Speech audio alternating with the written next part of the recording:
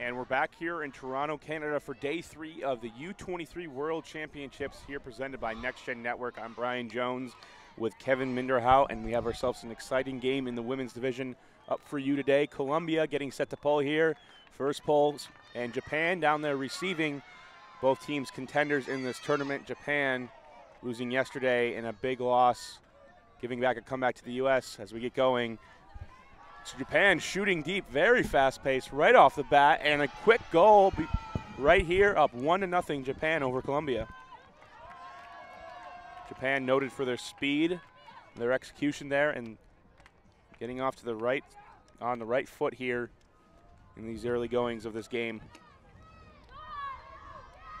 And Brian, early on in this tournament, we would have said Colombia here, the favorite based on their results in the last 4 years.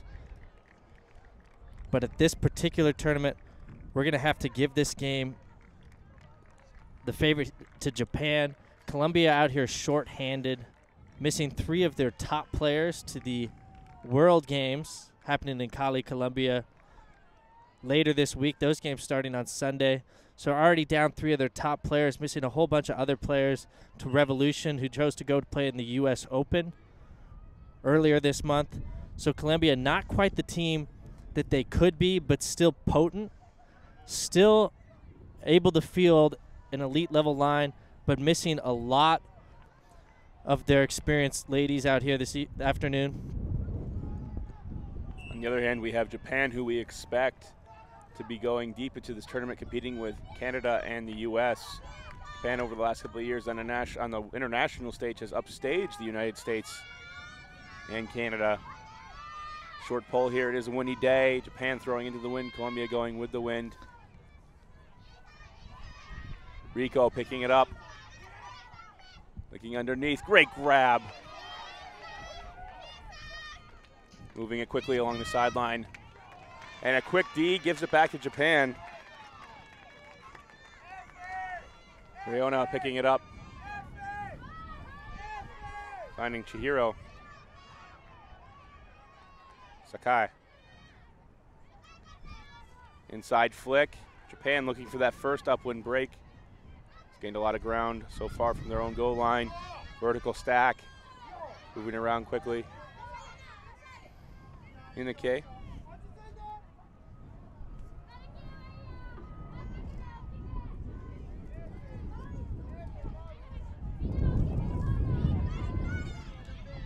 Underneath. Takamasu.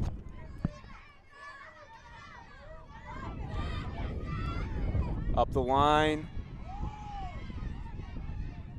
Fukuoka. Put it out to space. Japan, a little bit of luck, comes down with it up 2-0 here on the Colombians. A little bit of a stunner here for the Colombian women's team as they're quiet. Going to need to regroup early on here.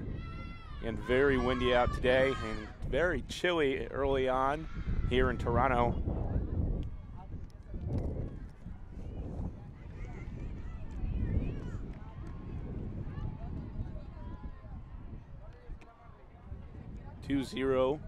Japan off to the fast start. We'll see if they can convert that downwind break.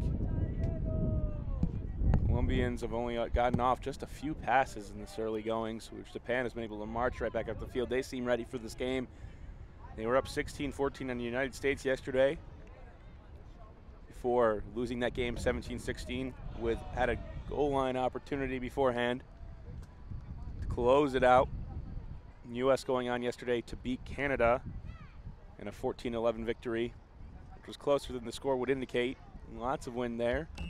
Any one of these 3 teams could easily be in it. Talking about the U.S., Canada, Japan.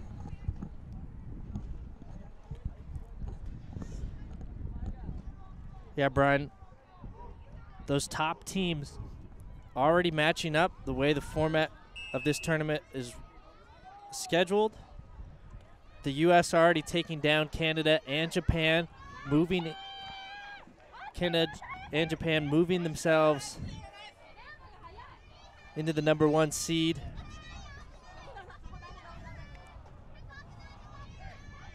Colombia starting things off here horizontal. Really like to initiate from the handlers. High release flick. This one's going to float.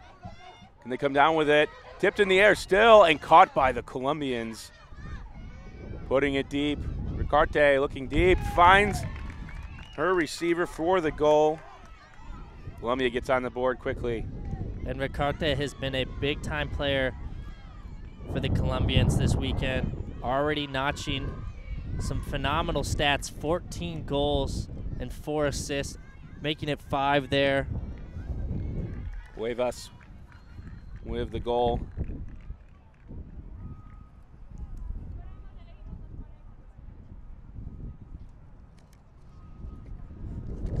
So the Colombians getting a backup wind. The story of today on your screen going right to left, causing this game to be delayed by 15 minutes. Game before us going late. Here in WIFDF rules, there's no hard cap, only a soft cap, and so teams will have to play out the end games.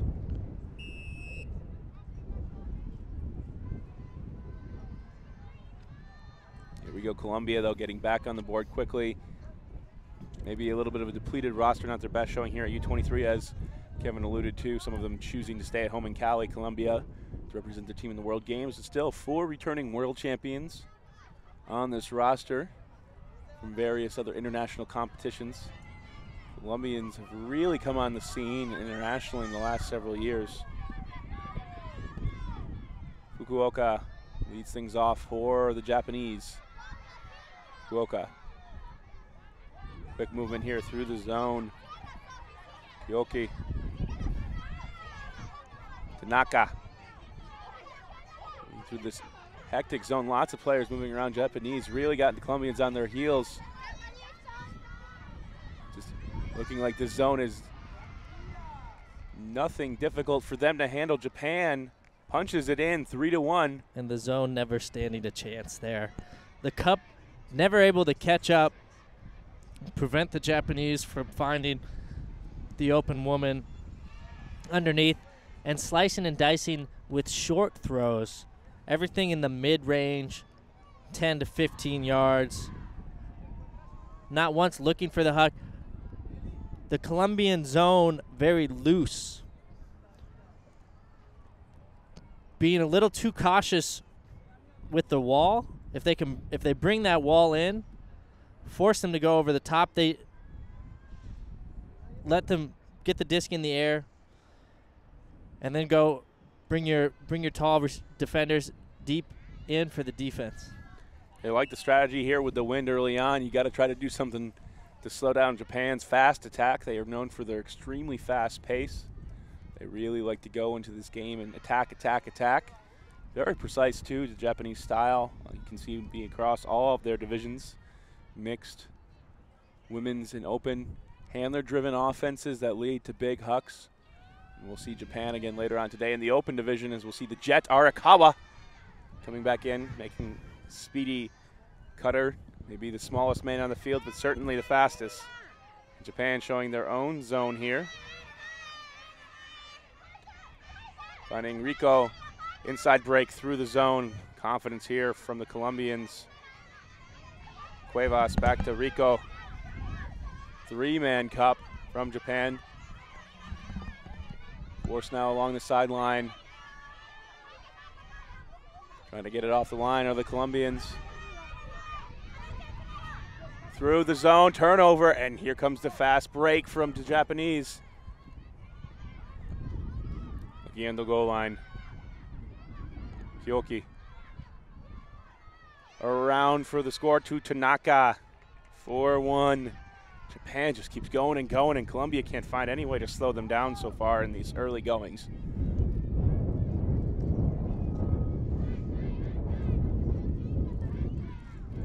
Japanese really bringing the energy here in end zone celebrations with the entire team afterwards. As we see here, though, the fast break goal, Tanaka reeling it in from Kyoki.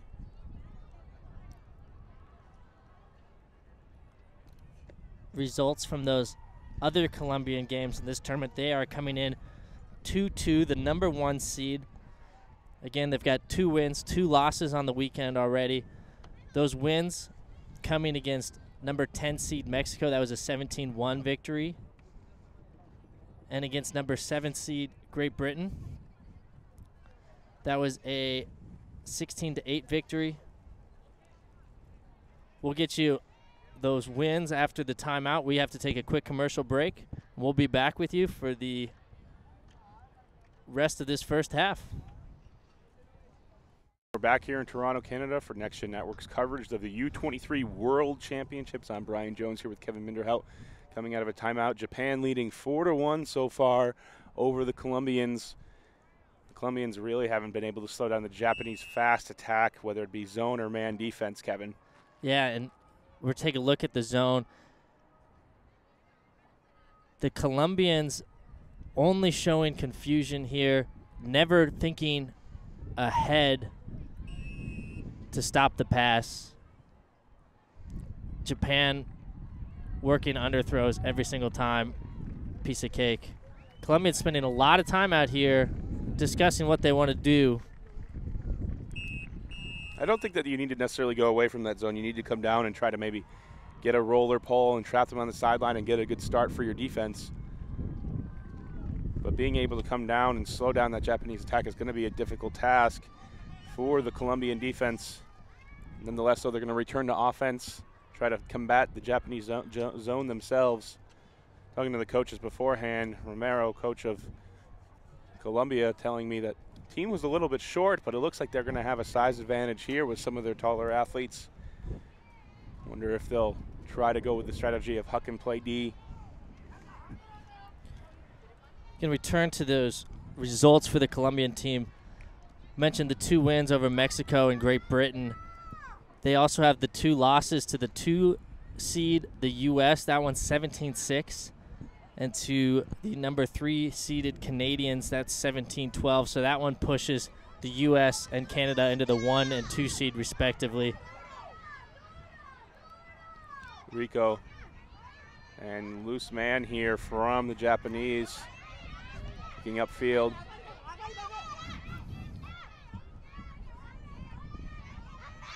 Now quick strike here over the top. Tip for the goal. Works out for the Colombians. Just when they needed it, the break goes their way, 4-2. And that one, Ricarte getting involved. Really using that downwind. And as we mentioned earlier, she's been having a very solid tournament. In fact, I would say more than solid when you're at 14 goals in 4 games for the Colombians. Here, add another one, make it 15. Colombians able to get themselves on the scoreboard.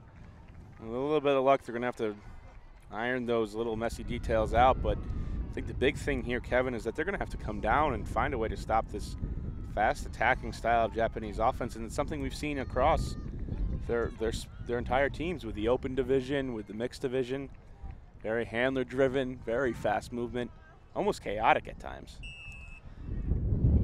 And the Colombians certainly with the ability to do it. I'm encouraged by their upwind score already in this game. As long as you can get scores upwind, you're not out of this. Getting the advantage of the upwind score and the downwind defense following it up, generally leading to a second break.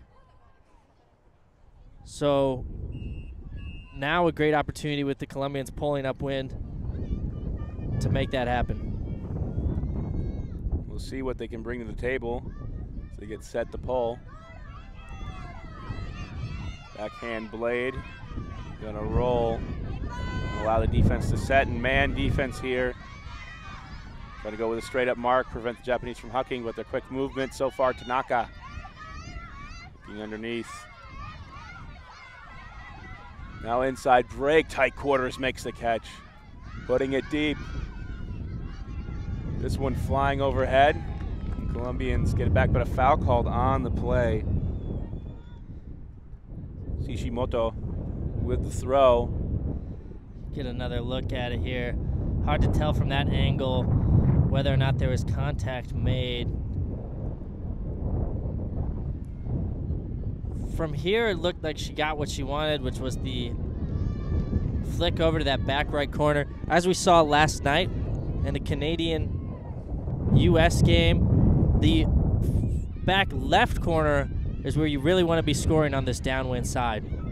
Nice throw here. The Colombians have looked promising. They've been able to throw against the wind, not intimidated. Just has had trouble dealing with the Japanese zone. Japanese, though, forced to play man on the transition here. Despite having the time, the Japanese zone working so well, I am surprised we haven't seen that. Ramirez getting it off.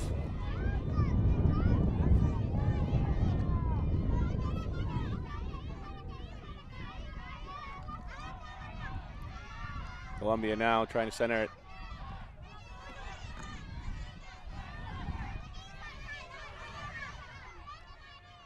Rico. From Ramirez. D by the Japanese gives it right back. For a while, it looked like the Colombians were going to start to march upfield, but stifling defense from the Japanese. Really good on the unders. Shishimoto picking it up. Back for Tanaka. Kobayashi looking for that corner once again. Gyoki can't run it down. Japan really sticking to their style, putting deep pucks out. And that cut a very traditional Japanese one, going strong one way, turning the page and coming back. The high blade is something that you see all the time from the Japanese teams. This pass low, Shishimoto gets it back on the turnover for the Japanese, and we're going the other way. Quick strike from the Japanese yet again. 5-2 they lead.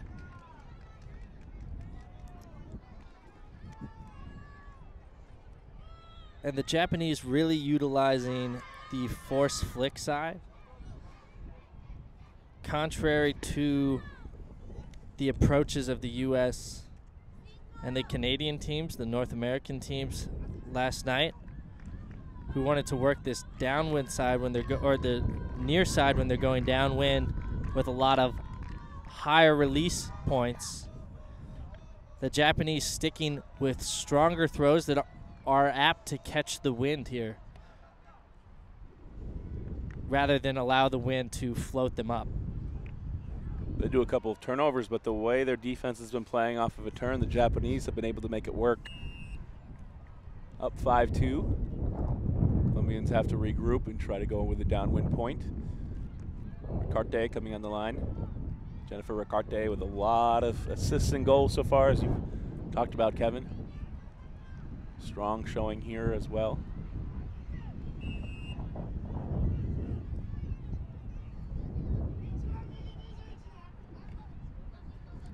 The energy, though, from Japan throughout this tournament across their teams, just great team bonding.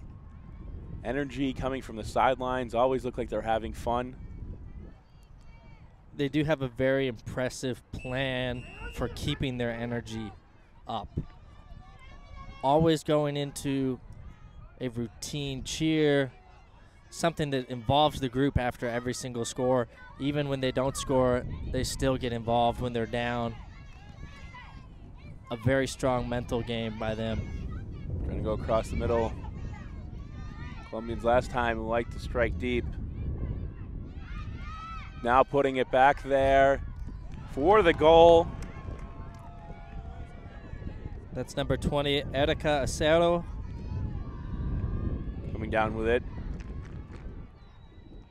And everything going to the back right corner with these strong, bladey passes. See if any team can make the adjustment. Both teams, though, looking to put it deep downwind, not wasting any time, really. This game's going to come down to the upwind scores. Colombia still within striking distance, 5-3. And it's very much a possession game, or a field position game. Often when the wind picks up like this, we're seeing some of those other teams at the tournament, especially on this field, having a lot of trouble scoring, not getting to that full 17 points allowed under WIFTF rules. Again, this game going to 17, not to 15, as our North American audience is used to.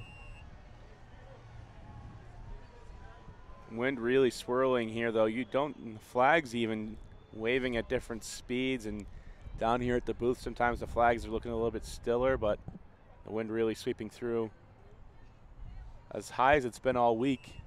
The storms rolled through yesterday. Bright sunny day, but chilly one here. Most people trying to bundle up a bit. You see everybody that's not running, wearing their warm-ups, wearing some sort of layer. Here come the Colombians. Good pull. Past half field. Japanese set up.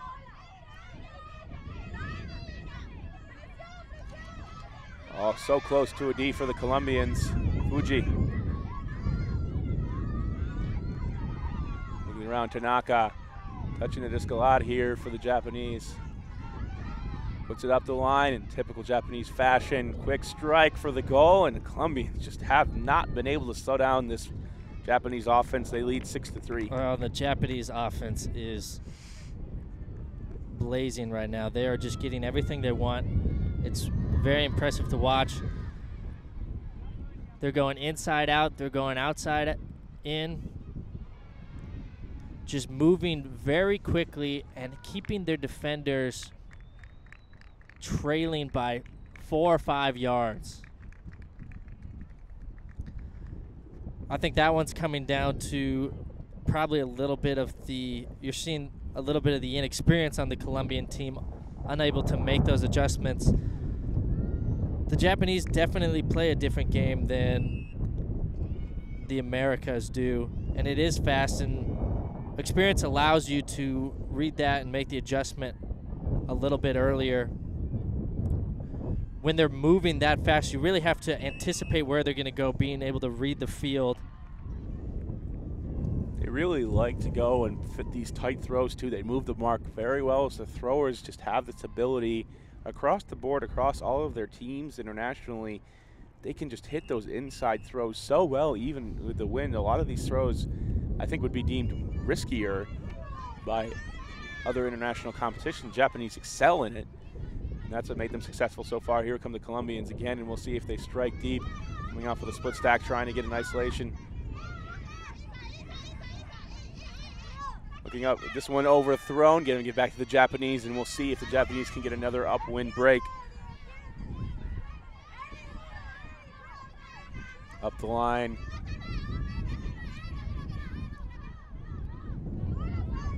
Fukuoka gets it off.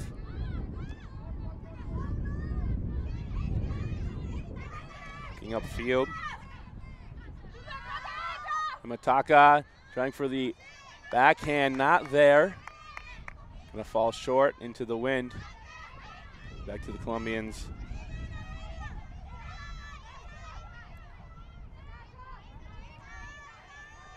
Rico. Ricarte. A little bit low. This one gonna be a stay up though.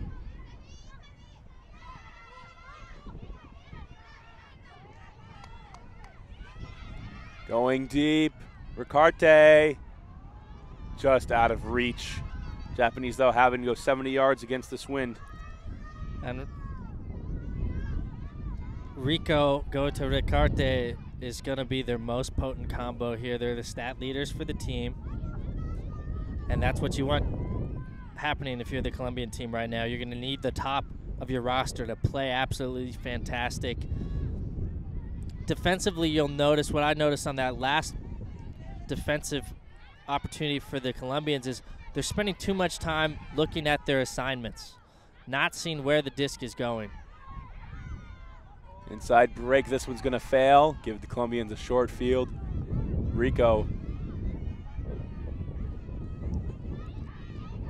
Huiles back, left-handed grab. Fakes the inside. Rico. Rico, a little bit of collision in the mark and the face with the disc. Everybody checking out, everybody seems okay, and we're gonna continue shortly. Rico, Huiles, inside to Rico. And around, just out of the reach, intended for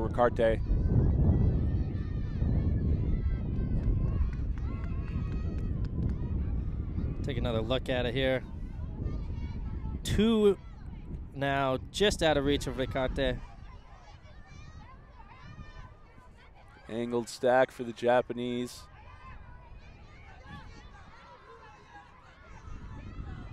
And keeping it close, aware of the wind. Leading pass into the wind. Great throw.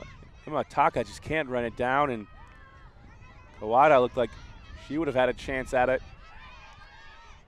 But expecting Imataka to come down with it. Now behind.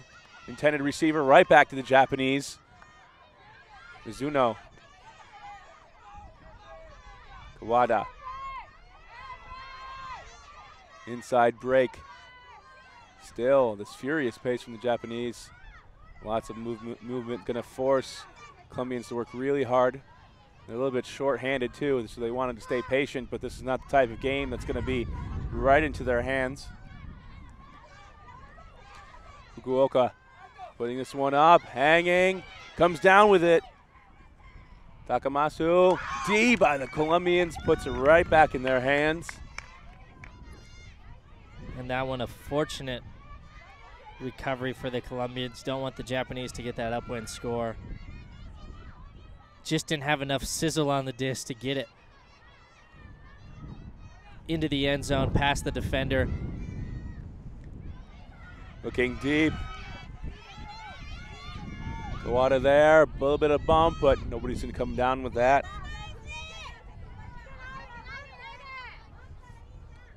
Abelez was there for the Colombians.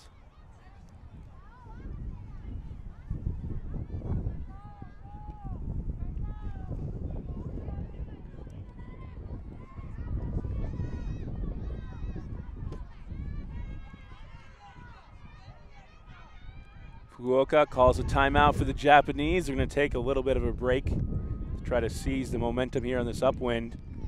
We're going to stay here for now. Japanese up 6-3 so far on Colombia. Got off to a hot start, leading 4-1. Colombia just not been able to score on the upwind points or stop the Japanese attack. Really holding pace right now in the late stages here of the first half. Japanese taking time out to try to get another upwind break, which would be huge. Colombians able to prove they can score upwind. Give them a little bit of confidence that they can, in fact, get back in this game.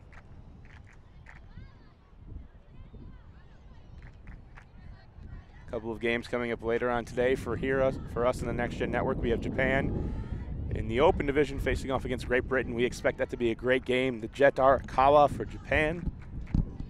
Great Britain with Sam Bowen, Joe Thompson, Ashley Yo made some great plays in the opening match against Canada where they lost 17-14. Great Britain definitely proving that they're here.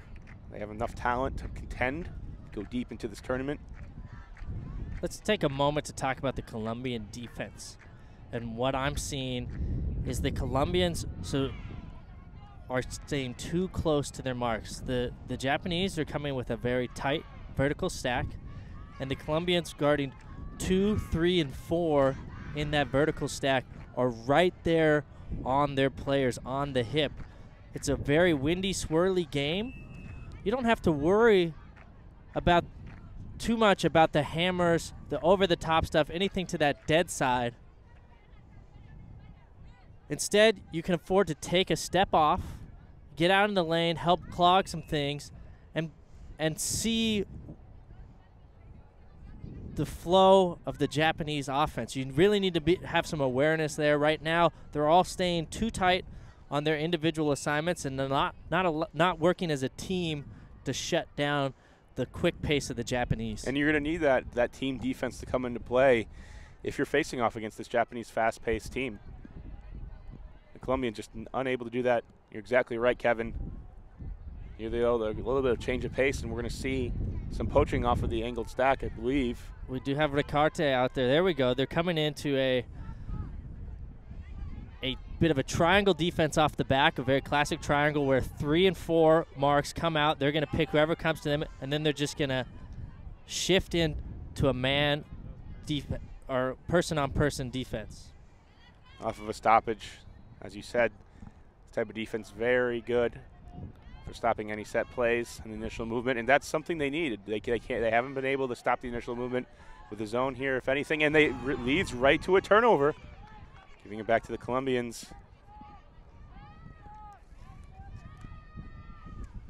Wind here a little bit still on the field. Rico looking back. Huiles for the round, now trying to communicate with Rico. Soft defense here on the handlers. Rico puts it up towards the sideline, inside break. Thought it might be a little bit late, but works out for the Colombians. All the scores in that end zone are just absolute bullets. Maria Gomez with the goal for the Colombians. And number 9, Gomez assisting, actually. Just ratcheting it in. Again, contrary to what we saw yesterday, where both the American and the Canadian teams were trying to float the disc in.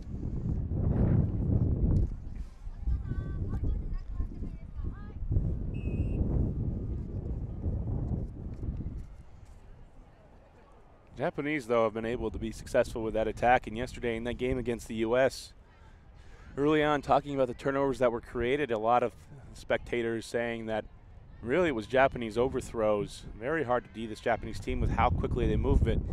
But if you're going to get the turnovers, it's because you're going to put enough pressure on them that they have to go through, and they make that execution mistake by just going a little bit too fast or starting to hesitate. Ball from the Colombians. This one's going to be a little bit short. And the Colombians still very much in this game. Only 2 down. Again, we've seen them with the ability to score upwind. They get a stop here and a conversion.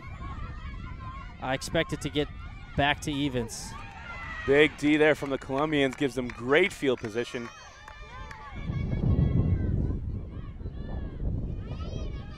Escobar looking upfield, overthrown, right back in the Japanese hands, but we have a foul call on the play that was intended. Mario Landana.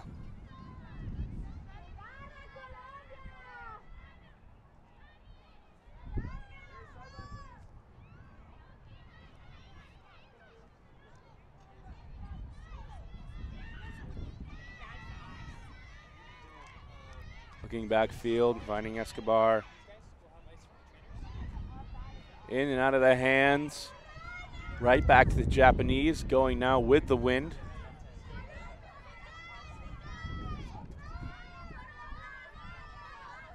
Kishimoto faking deep. Now back Kobayashi. Big bid by the Colombians.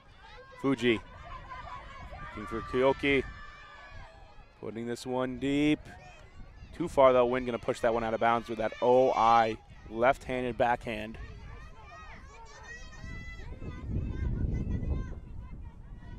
Escobar picking it up here for the Colombians.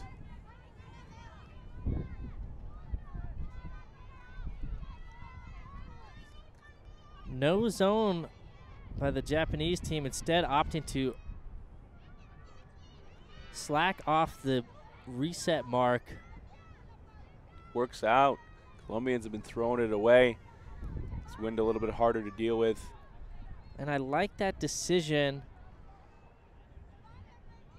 giving them the free reset, but forcing them to make lots of passes. Kishimoto looking for the around. Fits it right in. Kyoki.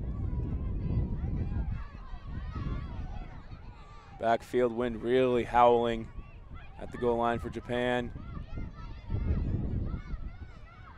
Looking around, making lots of cuts. Finding Kishimoto. Trying to move the mark. Forced to swing it. Again, wind. You can tell every single pass here is starting to blade within the air. And the Japanese with the perfect opportunity to isolate one of their cutters in that back right space that both teams have been liking to score in. The Colombian defense tight, not looking to help out. Very easy to get open one-on-one when you're 4-5 yards from the handler. Discussion still going on, and here we go. Japan trying to punch it in and get their 7th goal of the game. Kobayashi pushes it off. Tsunuma inside, break for the score for Japan. Koki, third. She's had multiple goals this game, 7-4. Japan up 3.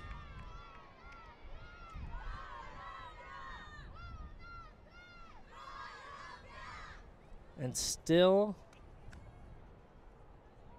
fighting for that,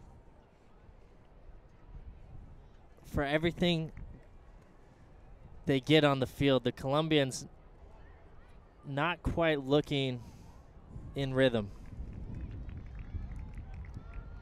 Not able to score up win, down win. They've had some success. There haven't been any breaks in a while. And again, as we mentioned, they're missing their 3 best players who'd be eligible for this game, all of them playing in Cali, Colombia at the World Games the end of this month. Those games starting on Sunday, lasting 3 days. But those are 3 of the top players in their country, Brian. Not just 3 of the top players eligible for U23, but of their whole country. Different than saying that they were for a lot of other teams in the U.S., you're going to see some of the top 3 players for that selection. If they're gone, U.S. is still not going to have a problem. But for them, it's almost akin to missing somebody like a young player, a young Bo Kittredge, anybody else that could be used.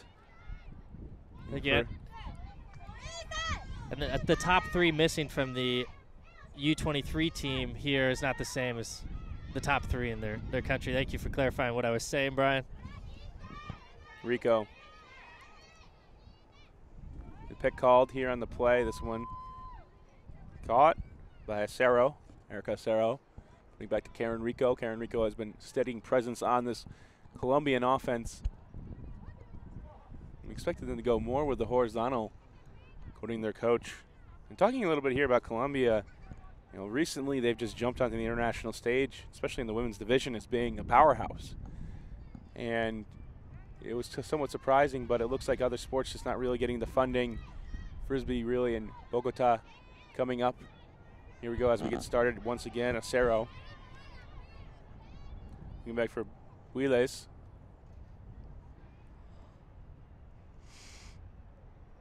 7-4. Colombia trying to trim this lead to 2. Starting to get a little warmer here, but the wind at its worst. It's been all tournament long. For the flick, just out of reach. Ricarte can't come down with that. That's the 3rd one. It's been just there in the hands. Great block on the mark, but Japan able to come up with it still. Shitani moves it around. This one gonna fly right underneath Kevin Minderhout's feet. We're gonna come back into play. We have a foul called.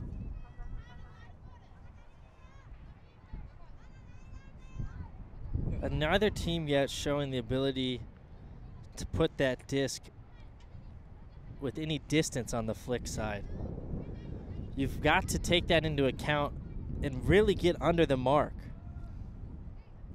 There's no reason to be behind them when that one, a 15, 20-yard throw, didn't even have enough muster to make it to the receiver. The receiver was open, but it was just too far. You've really got to compress around the disc here in this situation. They're going upwind and prevent anything. Force them to put that disc up into this swirly, blustery wind, as we've been mentioning all game long.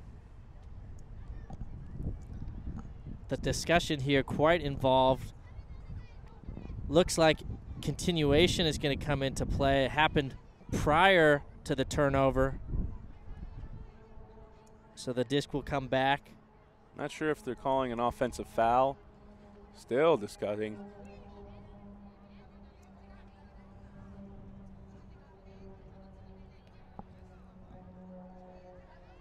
Contested or uncontested, if it happens before, on the pass before the turnover, it's still going to go back, Brian.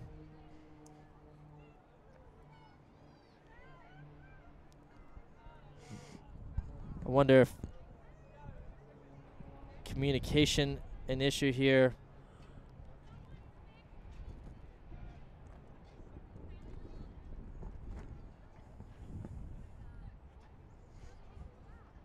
One of the tough things here that sometimes can come and play in the international competition. We saw it happen last year. A not so great moment with Canada versus Japan in the open division. Some questions about a travel call, just not being able to communicate with the Japanese player. Canadians taking out their frustrations on the field. Here, though, looks like we're going to come to a more peaceful resolution.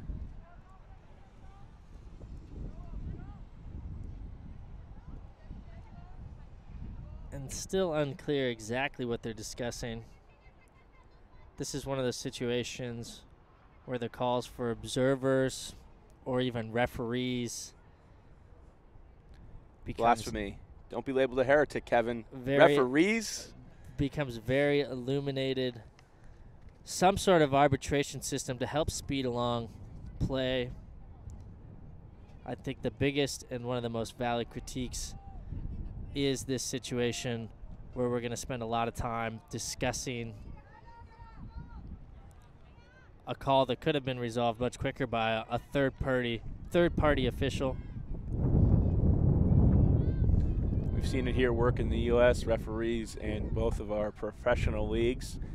Well, here in the U.S. and Canada, Toronto for the AUDL and then MLU, both utilizing similar systems. We've also seen a couple of different observer systems in the U.S. They've gotten much more active over the years, and we've seen the benefits of that really stemming back to the 2010 college championships. The final game that took too long, and almost over 3 hours to be called as a result. Or it seemed like 3 hours. And here we go, and it gives it right back to the Colombians. Rico. Contact there. No call on the play. Play continues. Gomez looking, and a drop along the goal line. Ricarte, I believe the intended receiver, yes. Stayed out of the hands.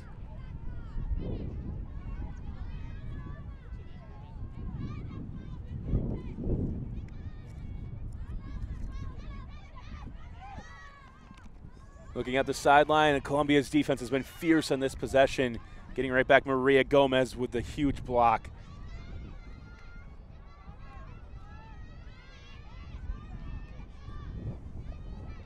Puiles finding Rico.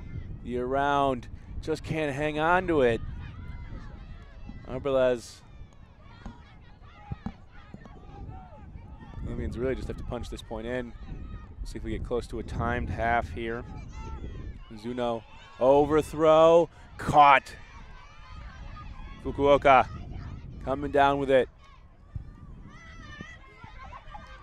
Takamasu looking back. Inke. Shitani moving it quickly. Mizuno. This one just too low.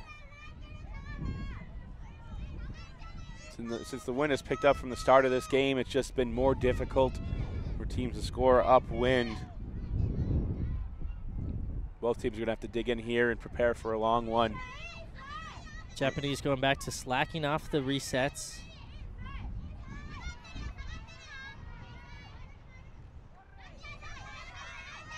This one going deep for Ricarte, floating. Chance to make the play. Ricarte comes down with this one. Sigh of relief. Colombians get on the board to end this marathon point, 7-5.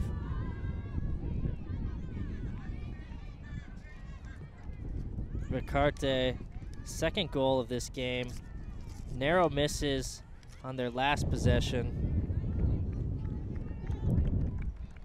She's definitely a bright spot for the Colombians.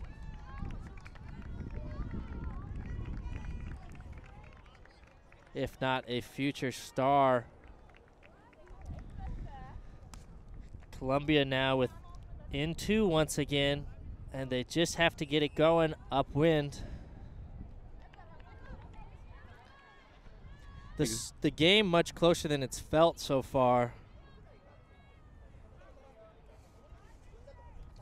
The Japanese just a step or two away.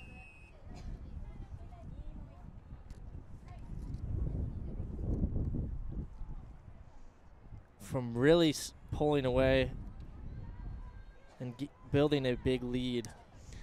Yeah, this kind of contrasts to the game we saw yesterday where USA had a sizable lead for the majority of the game, but we knew that Canada, with their talent, was able to really strike back. Here, the Japanese felt like dominant, but they don't have a great big lead to show for it. But I think you got to say they've been outplaying the Colombians thus far. Tsushimoto looking underneath. Kyoki.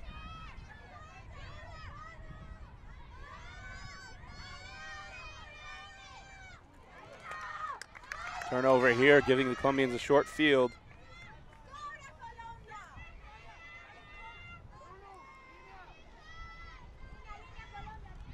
And Big D to get it right back. Colombians can't convert. Take a look at it. Just a technical error there, not going to the disc. And number 26.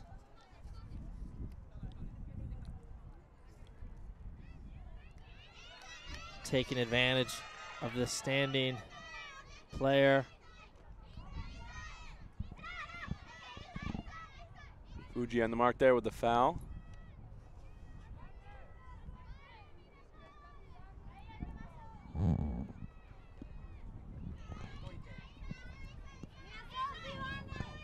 Gomez low, able to come up with it.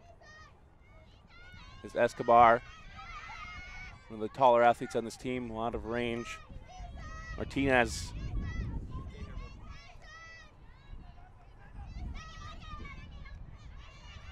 Rico working it with Escobar. They're going to need their handlers to excel if they're going to work it upwind. Rico for an option, finding Martinez in close quarters, makes the grab. This is a big one here for the Colombians. Escobar swinging the disc.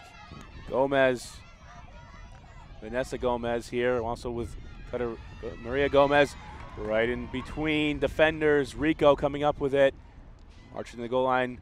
Maria Gomez, Escobar looking, hoping for this upwind break. Rico finding Gomez back from the handler spot. Working around, staying patient here, Maria Gomez. Big opportunity over the top. Rico, yes! Colombians are back in this game within 1 with the upwind strike. And interesting by the Colombians to ignore the free reset, go with the breaks. I really like it.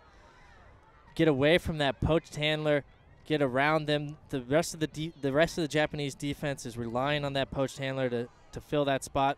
They're overcommitting, getting around to that dead side, working a few break throws and punching it in. Fantastic work. Colombians within 1, now going on defense downwind.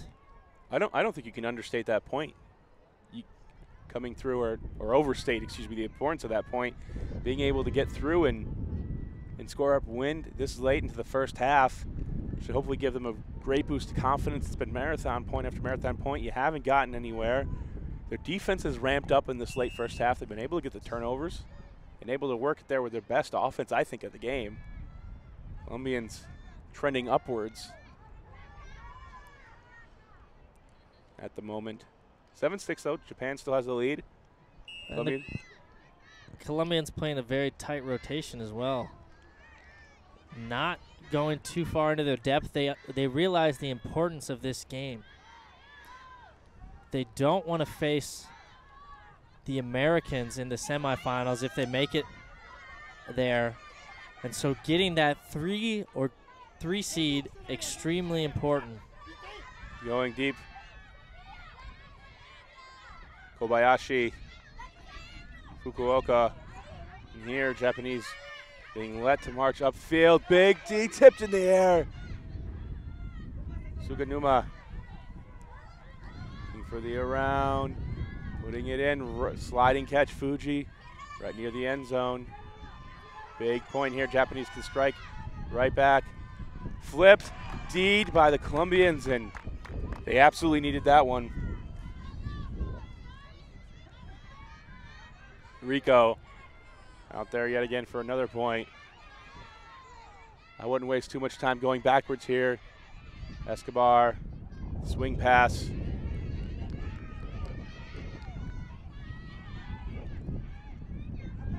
Looking for Rico. Rico saves possession.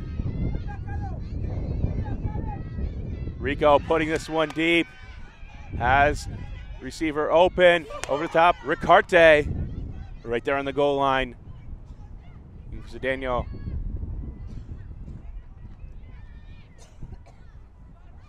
No back for Cuevas. Rico. Need this downwind. High stall, fitting it right in. Receiver with good positioning, Diaz.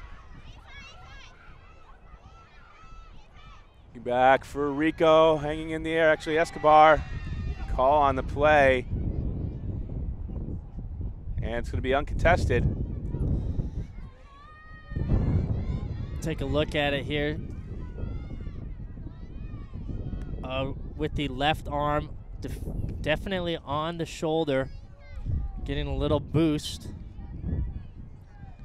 Escobar. Rico going for the long flick around, floating, hanging. Just can't come down with it. The hat spike. Martinez is going to want that one back.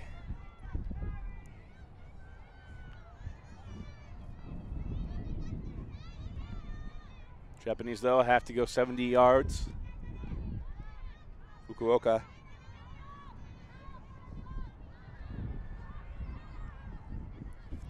Mizuno from the goal line. Angled stack here. Vertical stack we've seen. No poaching from the Colombians. Get the round off Fuji. So out the space. Koke there. Comes up with it regardless. Kobayashi saving the day. Seen that a couple of times here. This one floating up. Foul called. Suganuma looking backfield. Fukuoka. Suganuma. Foul called. Contact right in the face. And the Colombia defenders really at this point need to get under their assignments and force this flick deep. They're going to have the advantage in the air. Suganuma. Big D coming in underneath.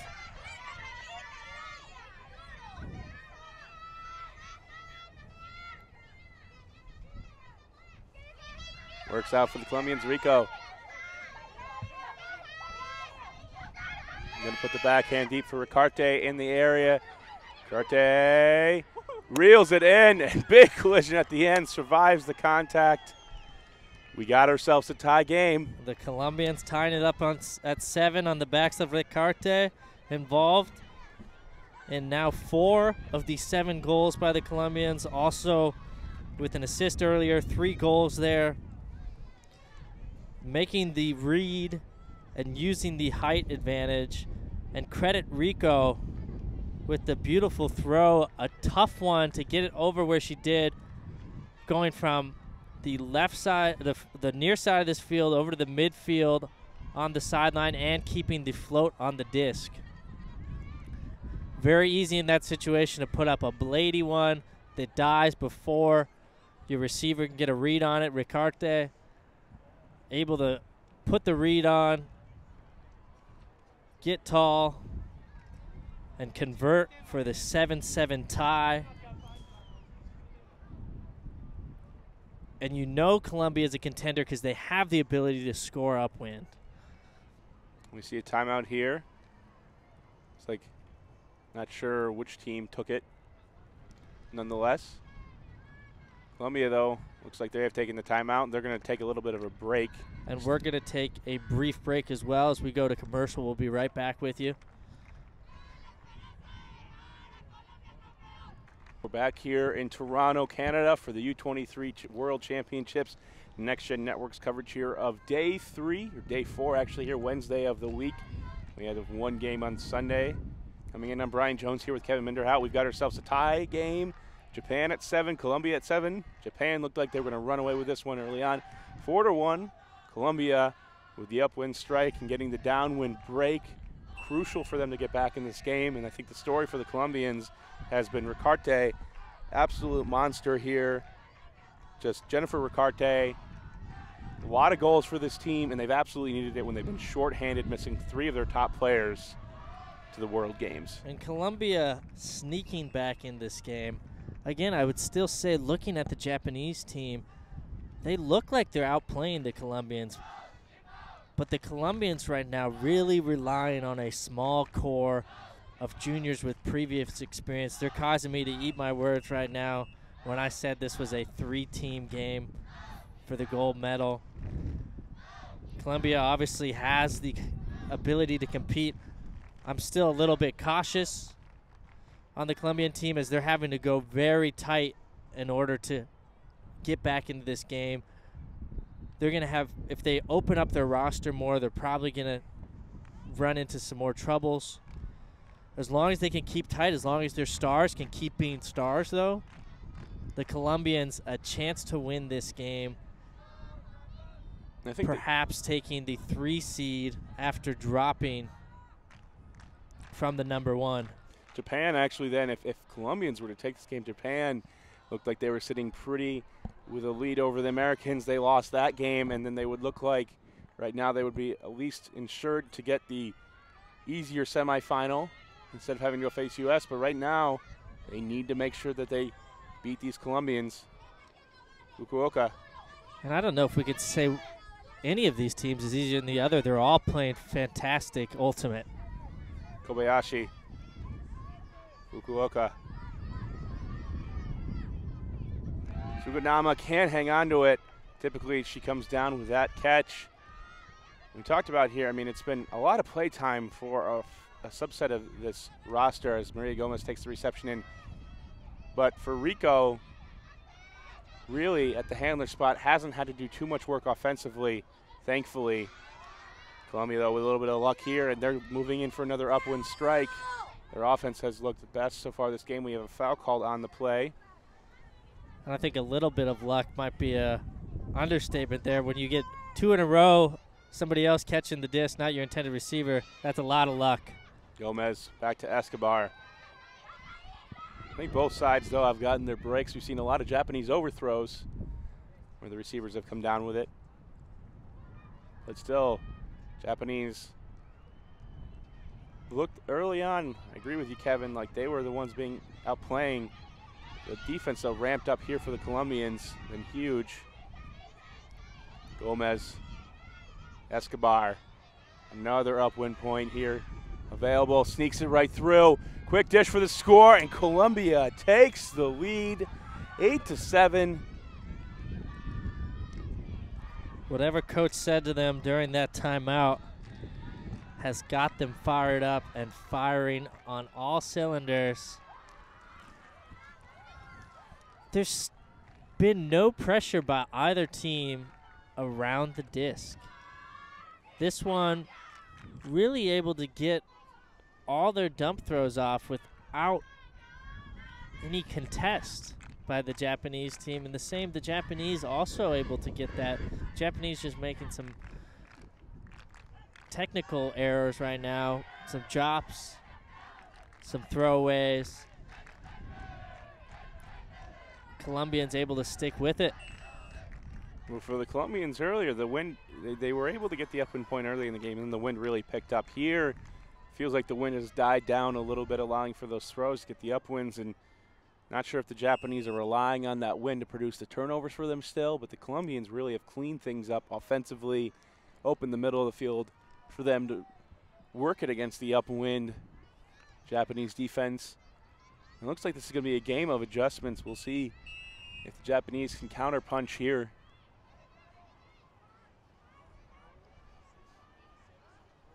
As Colombians get ready to pull.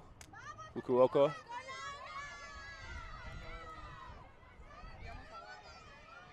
Colombians with the chance to take half. Suganama and the players to watch. Feel okay. Looking deep. Nice leading flick pass to Kobayashi. Fuji in the lane. Kobayashi putting this one up, hanging. Overthrown. We have a call on the play, it looks like. And this game, surprisingly heavy on the calls. Lots of ticky-tack items. Some slight contact there, but I'm not sure that we would have seen the reception by Fuji.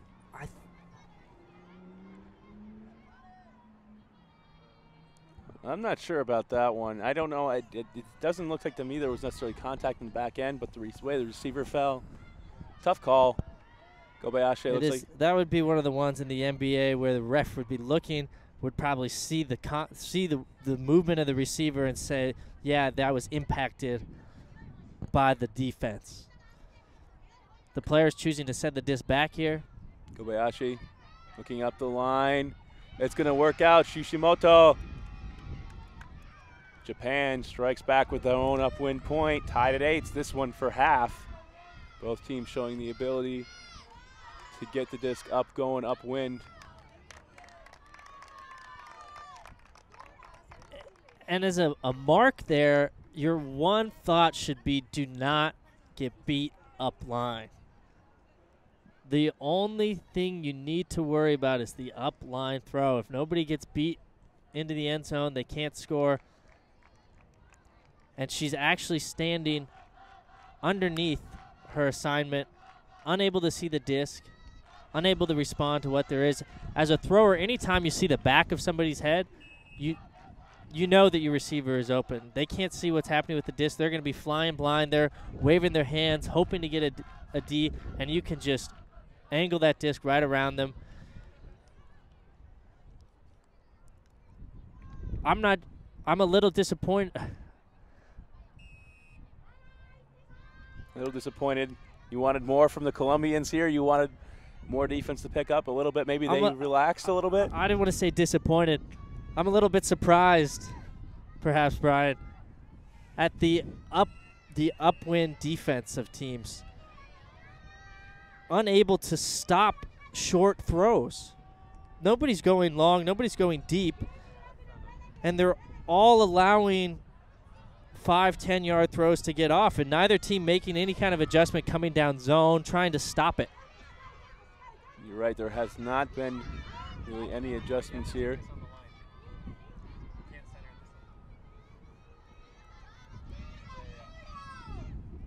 So Colombia here going to get advantage of a pole, but in whiff diff rules, you do not get the center and out of bounds pole unless you're going to take it at the brick mark, and here it's going to be forced to be trapped against the line.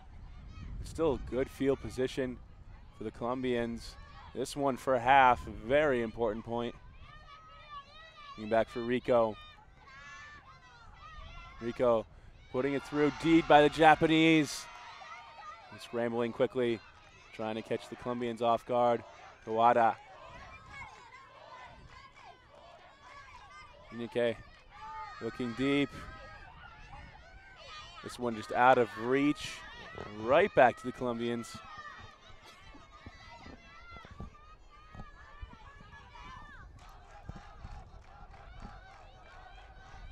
And some of the other Japanese teams coming in and cheering on.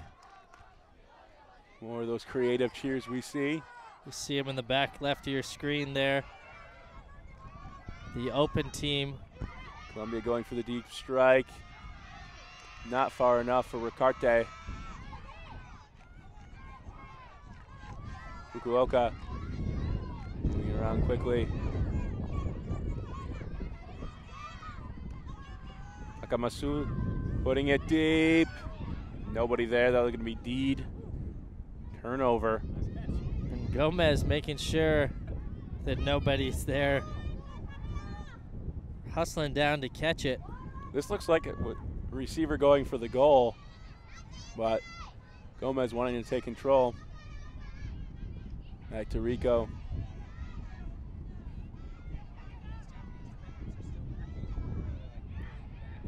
Putting it out to space. Caught along the sideline. Wheelers. And Brian, the thing that caught my apparent disappointment earlier, still going on. The Japanese backing every single Colombian cutter out there, giving them free unders. Wheelers. Colombians really just getting those free resets to Rico. Not only that, but sagging off the free reset. Cuevas. Rico. Guiles here in a 2-5 host stack almost, trying to really spread the field. Martinez. Rico slowly but surely. Japan trying to stop the upfield throw by poaching off through the middle of the field. Ricarte comes down with it. Cerro. Rico. Rico looking for an option. Things getting tight, having to float it over the top. Some physical contact in the stack works out for Japan. It's back here. Again, this is 8-8. This one's for half. And the Japanese defense leaving a great hole open there on the dead side, just behind the mark. If you can get a high release backhand in there, you can just rattle this off 1, 2, 3, right up to the goal line. Force flick, vertical stack. Rico with a tough mark, physical. Foul called on the play. Fukuoka with the disc.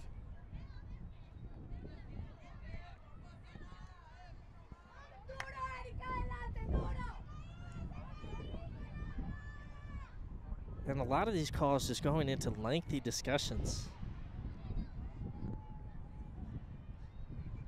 I think a lot of it has to do with the communication barrier. Saw them discussing one closer to us earlier. Obviously, 2 different languages. Just trying to talk about what is being called. Here it looks like a question on the mark whether or not Rico was in the legal marking position. We have some representatives from Japan coming out in the field trying to figure this out.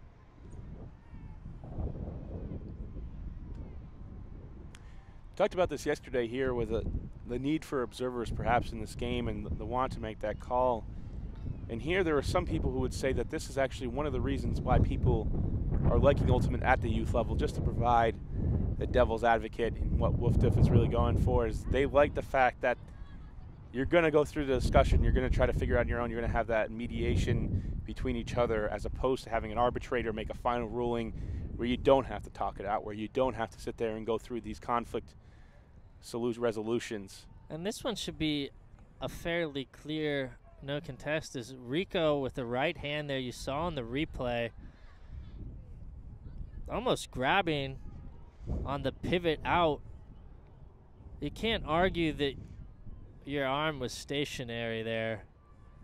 You know, it's not part of the body. Anytime your arm comes in and grabs somebody as you're lunging to the right, it's a clear foul. 99% of marking fouls, or contact on the mark 99% of the time, it's a foul by the mark. going to result in a 0 stall count. So at least what you're taught as a USAU observer. It's very rare. I've only seen it called a couple of times by observer where the mark was truly standing still.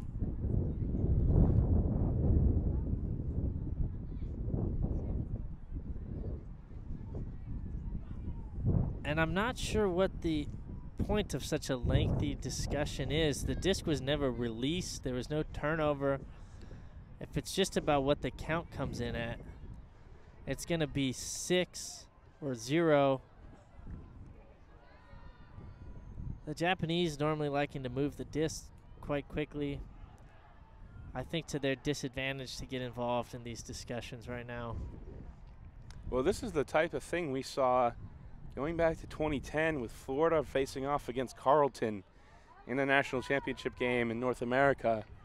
Lengthy discussions, lots of foul calls, and that was what led to the more active observer system with TMFs actually being enforced quicker. But here we go, we're back to the action in Japan, moving it quickly. Looking deep for NK. Big D. Gomez coming through again, second D at this point. What a foul called on the play.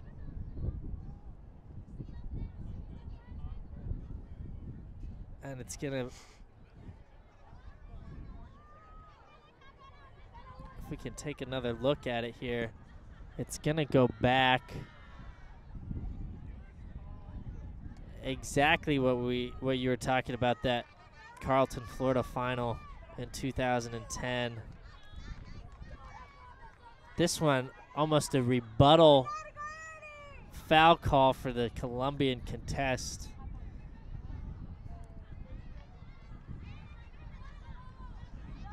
This kind of,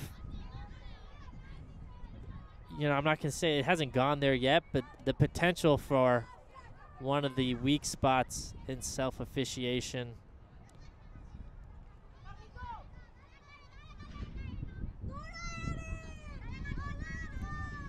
The heat of the moment, some bad calls to be made, but Japan going back to it.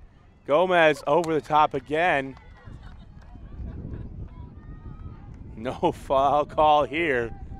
And somewhere someone is saying disc doesn't lie. Or is there a foul call? There is another foul call. And an amazing play by the Colombian defender. Maria Gomez. Going over the shoulder, but it looked to me, Brian, like she got the disc first and then a little bit of contact afterwards. Hopefully we can get another look at it. Here it comes. We got another angle.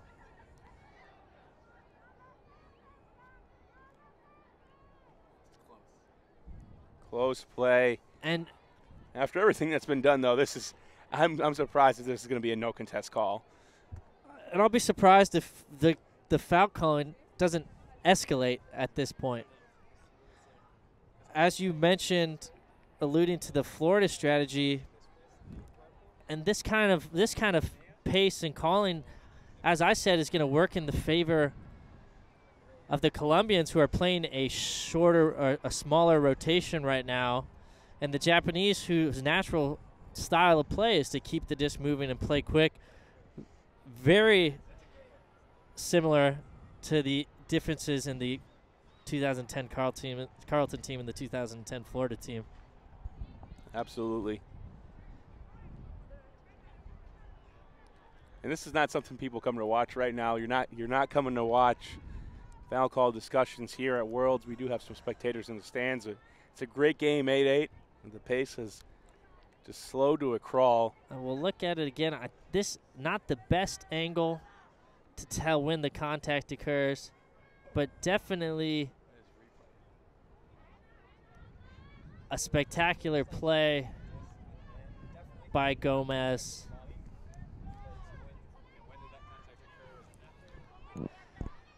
Contact almost simultaneous with the play on the disc. Went right back to the throw. Here we go. 8-8. Next point for half. Will they do it again, Brian? Is it going back? The flick huck. Maria Gomez has said no both times. I would hate to throw right into that trifecta. The hat trick. Maria Gomez already has 3 Ds on this point. 2 of them being contested fouls. And I watch with interest how this game is going to play out from a self-officiation standpoint. And here we go. We're back. Ricarte ends up switching, and the Japanese go with the around Mizuno. Looking for the inside break. Shitani. Now for the around. Contact Mizuno. Inside.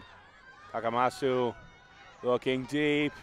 Gomez throwing right into the trifecta. No foul call there. And making sure there's no foul call with the catch. Dropping the disc here afterwards. Not because of ground contact, but just letting the disc go. Fortunate that the Japanese player is not picking up on it. But really one of those pointless calls because the argument would just keep going and it would probably end up there anyway. Back to action, Brian. Rio Ricarte along the sideline for the Colombians. Looking back for Rico, just too far. Gonna pick it up, gonna put it out to space. Kawada has another availability, not downfield, doesn't take it. Really a failure to capitalize on that fast break by the Japanese. We'll see if they can still punch it in along the sideline.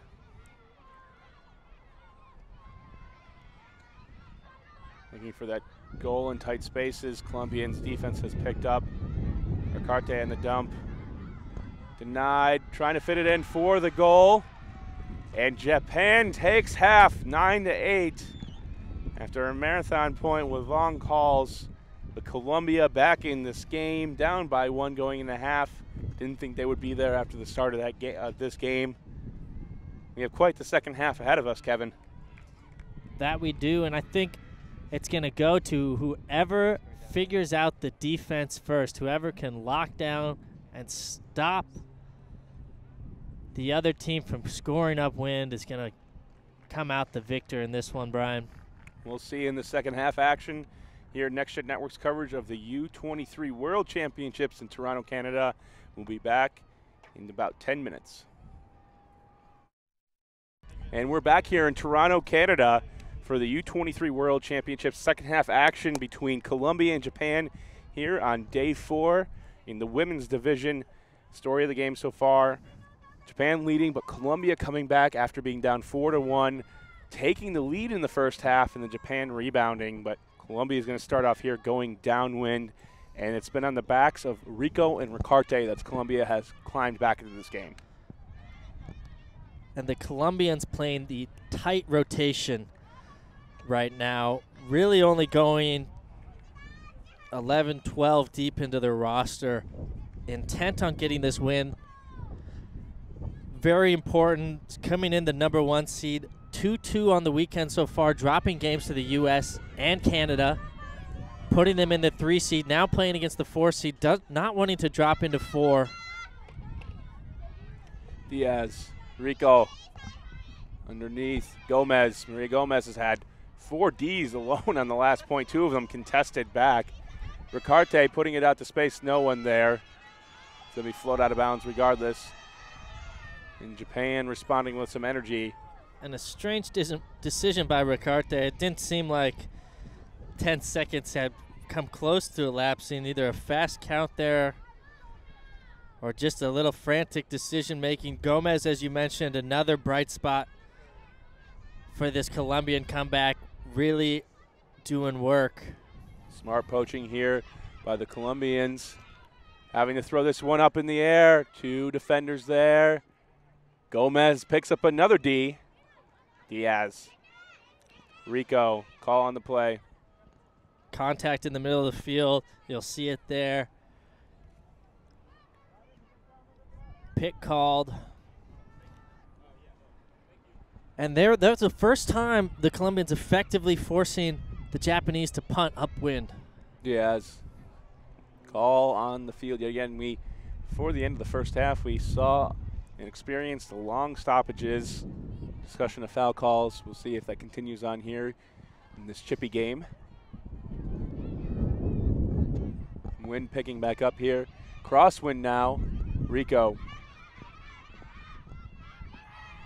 Looking underneath, not available. Now looking, having to go backfield. Escobar trying to poach off. Diaz, though, able to get it. Gomez. Maria Gomez looking for Ricarte. Big cutter comes in underneath. One of the taller athletes on the field, and a funny moment there. There's a foul is called, and defender allowed to get back up. Ricarte, play restarts. Rico. Escobar. And Gomez been a part of all of the physical plays, it seems like, in this game. Colombians, a physical style of play in general, and definitely so far here. They're also, look at how compact that stack is right now. There's going to be a lot of picks and contact back there. Rico going for the high release. Big D by the Japanese, gets it right back. Takamasu with the D. Tani looking backfield now. Mizuno. Wada. Colombia really stepping up this defense. Started in the late first half. Now they're doing a good job here. And earlier, Kevin, you talked about almost being disappointed seeing the players backing, but here the Colombians, I think, have made that adjustment that you've talked about, and we see fronting the front of the stack. This one being put up in the air. Takamasu coming down with it. Wow, and a scary moment there for the Colombian fans, as there was 3 Japanese cutters streaking deep, unguarded. Call all the way back. And this one getting out of hand with the calls officially now, Brian. When you're stopping the action, moving it back 3-4 throws consistently,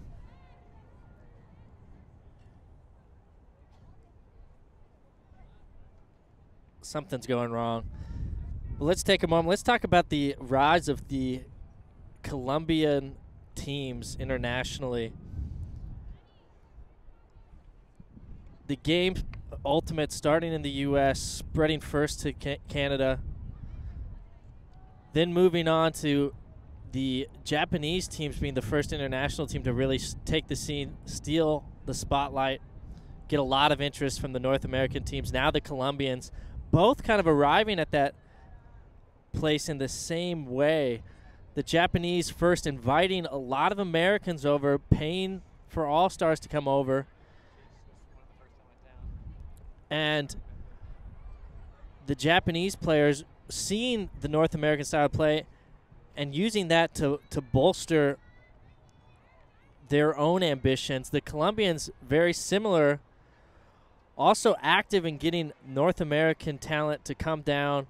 One of them here with us today, Jeremy Norden, has been highly involved in their youth programs, in their adult programs, in the training. So really relying on those North American players. We've got Jeremy here right now. He can talk to us a little bit about what he's done to help out with the Colombian scene there. Hey, thanks for having me, Kevin. It looks like we're gonna hop in. We're gonna get you back after this point. We're gonna talk with Jeremy. Sounds good. I'll get back to Brian. We promise we'll get Jeremy right back. As we look like we're about to get started once again. This pace has continued to be slow, and we talked about who that favors in the first half, and that's really going to favor the Colombians. right now are short-staffed. But we see the defense here, one back for the Colombians and everybody else fronting pretty much. And also it looks like they have a designed poaching scheme. Anything going to the break side. This one put out to space. Right there, Gomez yet again. Just been absolutely filthy with the defense. Rico. Over the top. And then Gomez. Ricarte. Escobar. Fits it into Ricarte for the goal. No goal, Brian. Dropped. Hard to see from here, but it's going to be a turnover. Going to give it back to the Japanese. Ricarte unable to handle that one.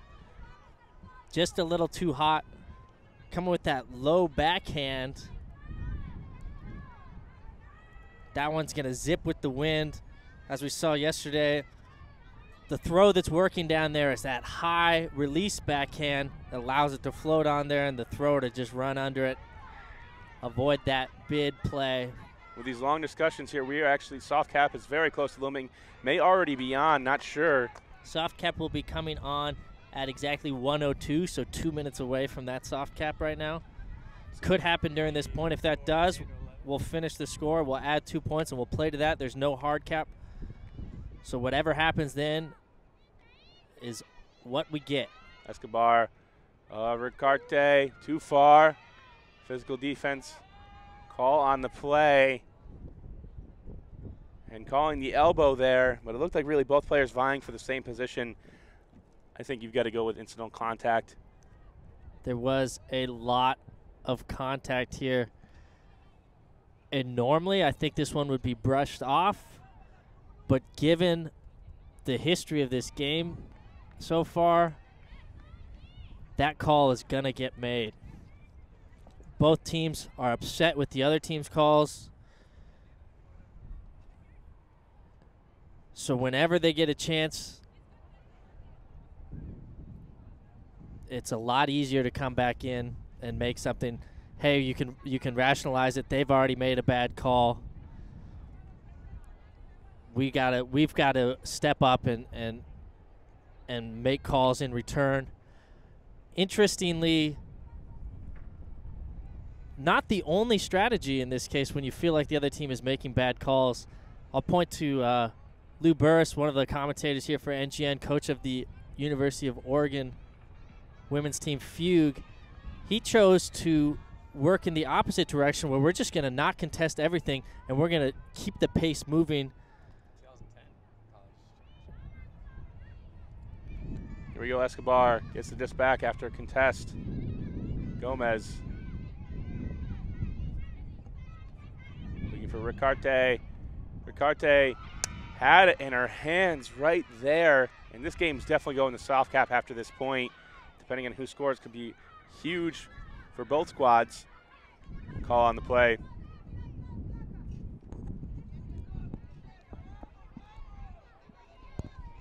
Rico on the mark.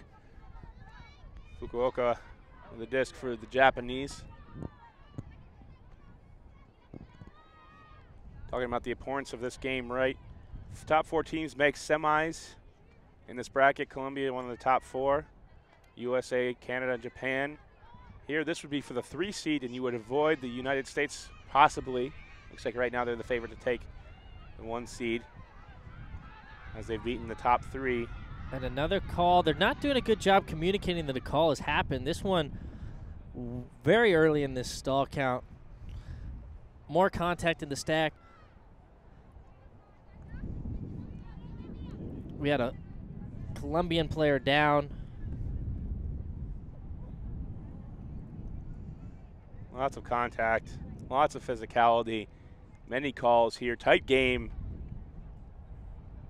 Colombia down by 1. Japan trying to extend their lead. We're definitely in soft cap now, folks. This game will either be to 11 or 12. No hard cap, as Kevin had just talked about. Poaching underneath. Rico. More physical defense. Japan backed up all the way to the back of the end zone. Deep, but a foul called on the play. This point's really going to be hotly contested.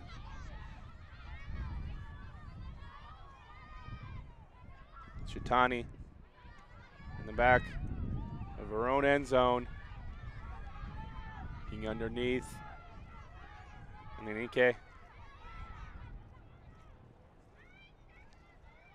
Takamasu coming underneath. We start a play. Looking for the around. Japanese with the movement here. Trying to get out of their own end zone. Finding Takamasu.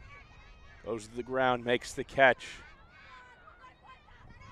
Masu up the line. Tipped. Big hand block by Gomez. Ricarte. Back to Escobar. Gomez playing out of her mind right now, getting a hand on every disc the Japanese put up. Underneath. Gomez. Just a spectacular performance. Pick called on the play.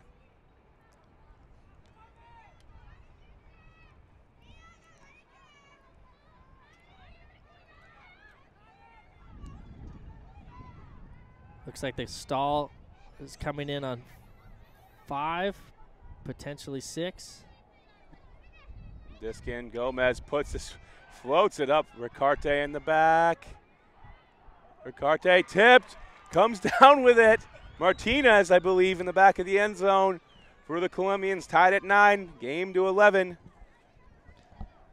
Huge point there. But while we got the chance here, let's welcome back Jeremy Norton. He's going to give us a little bit of insight to what the culture's like down in Colombia. Got to go down there and done some training. Welcome back, Jeremy Norton.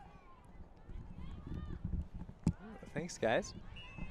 Good to have you, Jeremy. Can you run us through, we're interested in the development of clubs. Can you run us through the North American involvement in the Colombian scene? Sure. The Colombian team is first sent a junior team to Junior Worlds in 2006 in Devens, just outside of Boston. And at that tournament, a lot of the core coaches in Colombia, Mauricio and Aleja, were both leading the juniors team. They invited Chase Farling-Beckley to come down to Colombia. He ran a whole series of clinics working with juniors teams, working with college development, and that really sort of sparked a whole movement of coaches that were reaching and working with the juniors programs. The college programs are exploding. At this point in Colombia, there's over 100 teams in total for the country.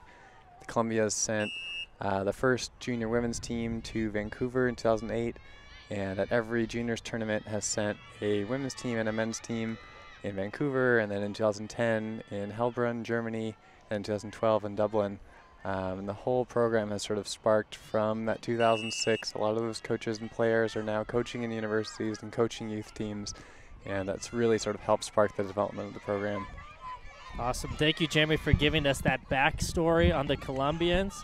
Let's get back to play. We're 9-9. Game to 11. Japanese with the disc going downwind. Tushimoto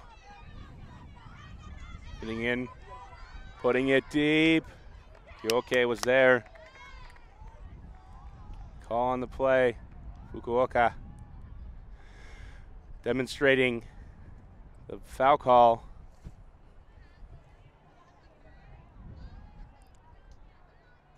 And some contact there. Looked like it happened after the release. Again, another one of those calls that if it weren't this type of game, that would not be called. One of these teams needs to step up and decide, hey, we're gonna change the attitude of this game. And, really talking about, when we're talking about spirit of the game, that this win is not more important than how we play this game. And how we play this game doesn't mean we don't have to win, but not compromising right now. Rico on the mark. Okay, putting it deep. This one's going to hang. Caught in the back of the end zone. Inbounds.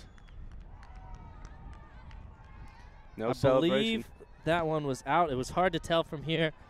I think the left foot landed first out of bounds. Okay, calling. The right foot. Foul on correction. the throw, though, so this one's going to come back. There's some discussion as we go. None of these points They're just going to go free by both teams.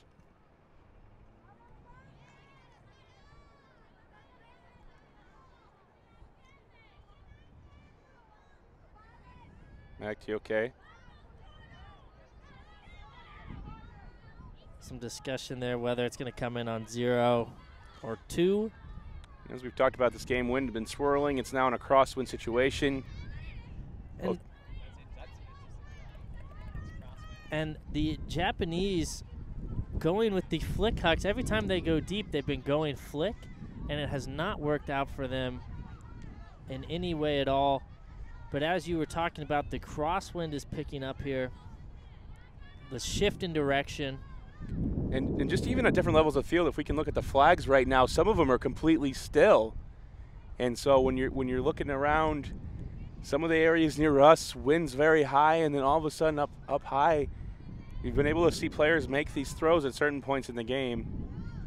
Still discussion going on the field, though, of this foul call. And we've been talking about it so much with the observers, but if there's ever a case for observers to be made or some arbitrator to at least speed up the game, here it is right in front of our face. Kyoke for an option. Miscommunication, almost caught and saved, but no, going back to the Colombians. 9-9, game to 11. Rico picking it up. Main handler's been so good so far. For Maria Gomez, not available. Upfield for Gomez. Vanessa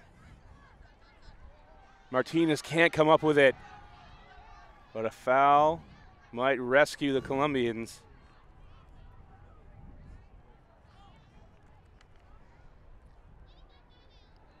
And we have a stoppage right now and more discussion. And it would be a bitter irony if the call brought the disc back and allowed the Colombians then to work it up into the end zone for the score. But I don't think that's going to be the case, Brian.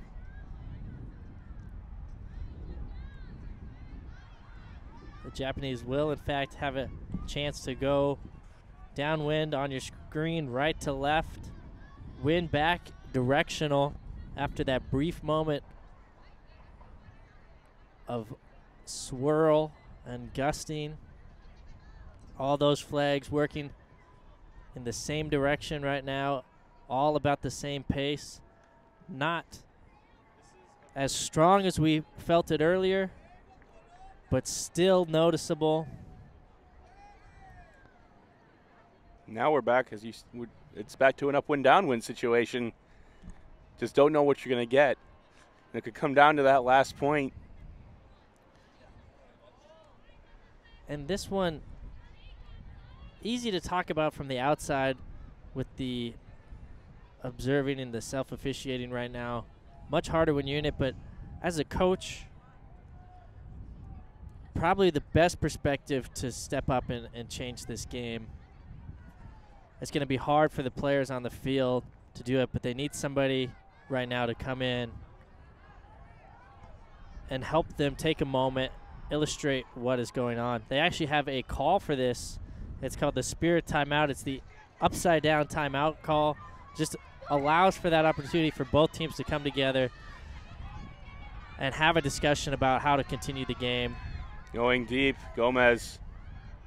Vanessa picking it up. Sliding catch, maintaining possession, and call on the play. We're not sure if it's an injury or some contact afterwards. Martinez.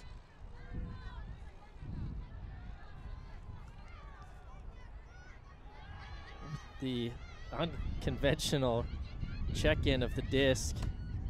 Rico boosting it deep for Gomez. Japanese are there. Kobayashi coming down with the all-important D. Tanaka, heavy collusion. Rico on the mark. Underneath.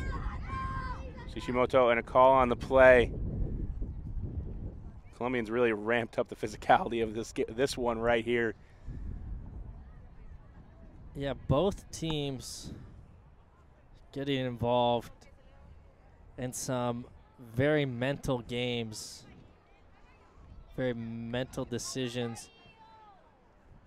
I'll go back to the Spirit timeout, something that I had heard about earlier from some of the U.S. team members. They were talking about it, and I would giving it a little bit of ridicule. It's a funny symbol, upside down timeout, but seeing the potential for having a great effect right now as this game is fantastic, but getting overshadowed by too many calls. Fukuoka going deep, but just too far.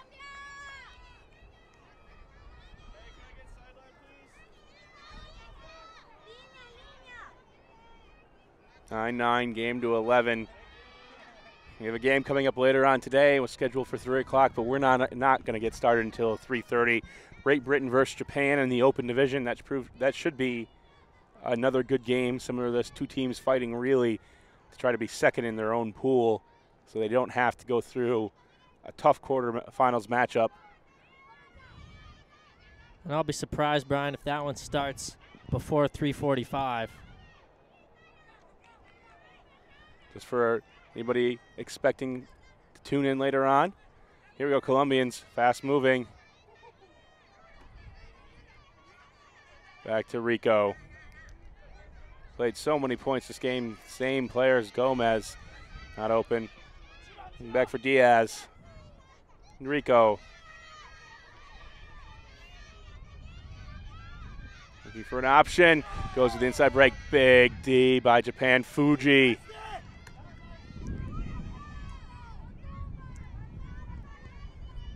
Poaching off at the right time. Fuji could be a critical D. And I'm not even sure if that was much of a poach so much as the Colombian dump was set up so closely to the center handler that there was no room to put that pass off, even if that marker was tight on the reset. Okay, throwing it just to Rico. Communication there, fast break for the Colombians. Martinez looking back for Rico. Rico pushing this one deep. Gonna hang just in the outstretched hand of the Colombians. And that shot from Rico was exactly what I was looking for. As soon as they had that turnover, they had a little fast break momentum. But the two Colombian cutters that were going deep both stopped short. And really what I wanted to see was, let's send them both deep. Let's take a shot at this. We're going upwind. We can play a field position game. We're already at possession 7, 8, 9 on this point. It's not about possession. It's about position. And Rico recognizing that and getting themselves on the goal line here. Moving it fast. Okay, going deep for Kobayashi. Gomez is there. Kobayashi comes down with this one. 10-9 Japan, 1 point away from winning this game. And with Gomez there, the game that she's had, it was more of a surprise to see the catch clean and no bid from Gomez. Here you really could feel the energy of the team rooting Gomez on for the D.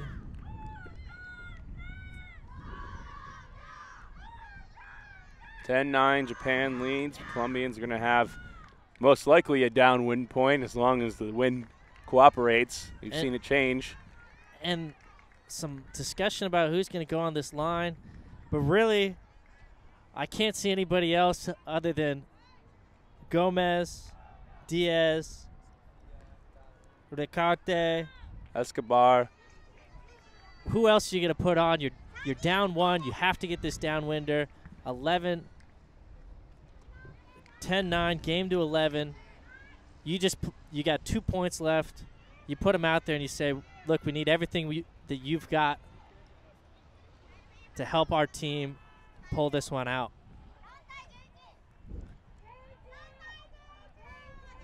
You got to treat both points here like universe, and you got to hope you convert very quickly on this downwind point, giving yourself some rest. Play that last one as hard as you can.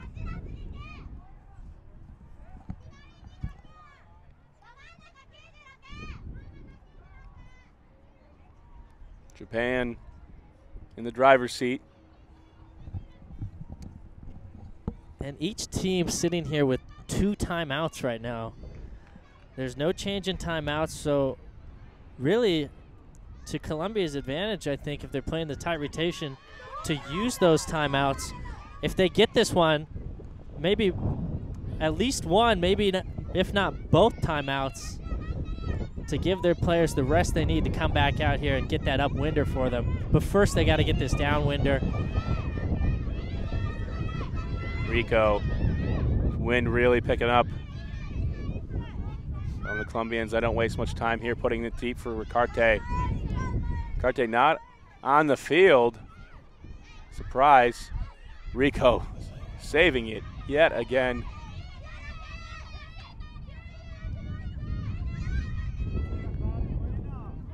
All the way around the field. And absolutely squeaking that one into a space that did not exist and opening up only after the dump moved back and her mark shifted ever so slightly out of the way. A great deal of luck combined with a nice throw.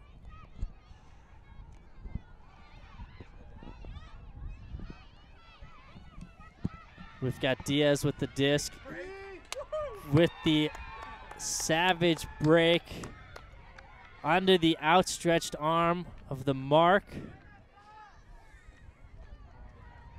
Getting Colombia tied up in this game, 10-10. Here it is again, putting it on the money.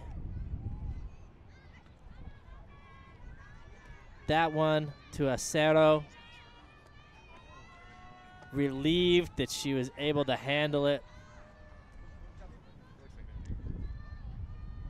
And the Colombians potentially burning a timeout.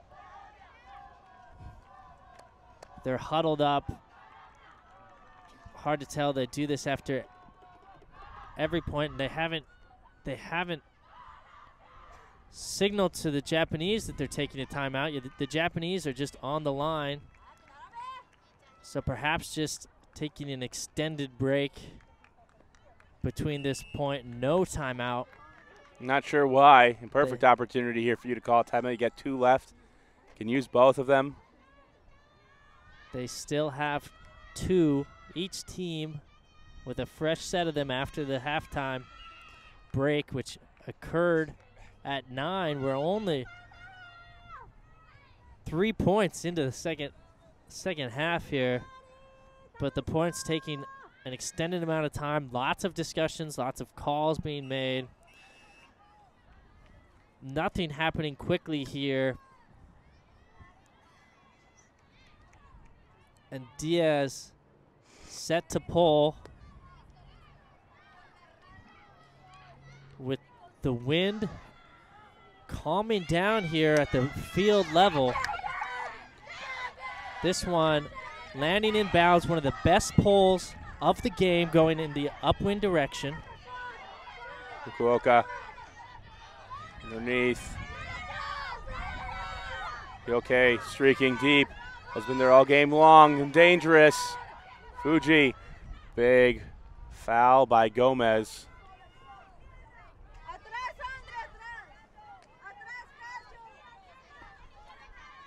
I got to think, if I'm not seeing Ricarte on the field right now. Injury up the line. Fukuoka right there for Japan. 1 point away. Fukuoka. Looking back. Shishimoto. Looking for the inside. Looking for anything. Tanaka. Tanaka. Open on the 4th side. Fuji. Trying to put it in. Caught for the goal by Kyoke. Big catch at the right time. Japan wins. The simultaneous bid, and that one squeaking through the hands of the defender, and almost incompleted.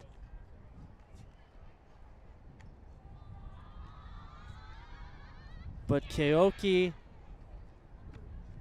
making the moves and keeping it up off the ground for the Japanese victory, 11-10 over Colombia. The Japanese, if they win out, securing a minimum 3 seed. Very critical here if the U.S. is the team that they hope to be. That'll get you a semis matchup with the Canadians. The U.S. having already beaten Japan, Colombia, and Canada. As long as they win out, they will secure the 1 seed. Colombia has a long road ahead of them. They have to win out the rest of these games. We're playing straight pool play, so they'll have to get the 4th seed in order to qualify for the semifinal game. So every game from here on out for Colombia is a must-win. This one, a real nail-biter, fantastic game. Thanks so much to the young ladies of Japan and Colombia for coming out and showcasing some great athleticism, as well as our videographers today in the tent. And out here, I'm Kevin Minderhout for Brian Jones. We'll see you back here around 3:30 for our next matchup.